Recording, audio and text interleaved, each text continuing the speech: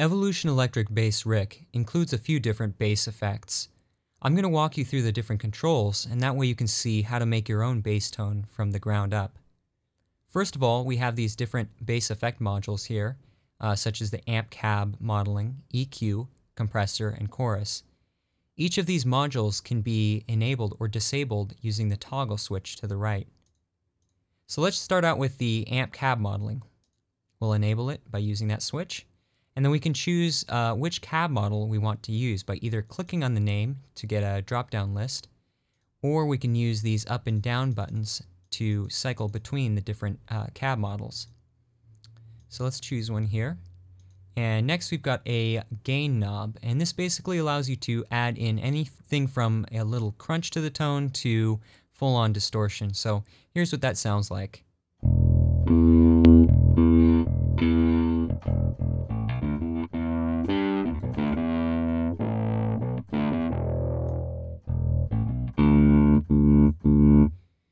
Next we've got a balance control, and that lets you mix between the DI tone, and that's the direct tone from the bass, and the mic'd cab signal. So right here is the DI signal only, and then as I turn the balance knob, it starts mixing in the cab tone.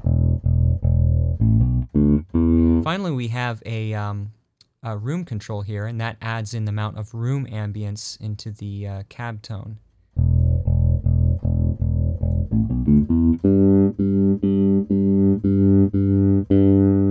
So that's the amp cab modeling, and next we've got a simple 3-band EQ. It's pretty self-explanatory, but I'll go through some of the controls so you can hear what they do to the tone.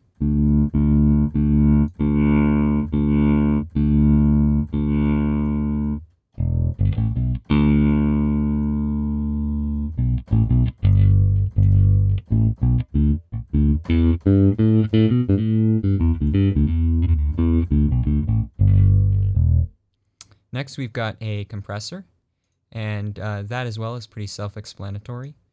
So I'll just go through the settings and set up something good.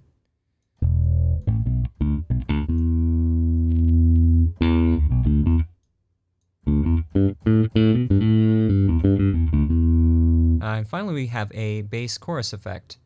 So we'll enable it, and what's different here is we have a level control. The level control allows you to mix between the dry and wet signal from the bass chorus. So we'll turn it up a bit, and I'll adjust the settings, and then that way you can hear how this mixes between the different signals. So here's completely wet, and then here's completely dry. So I can mix between those two and get any amount in between those two signals.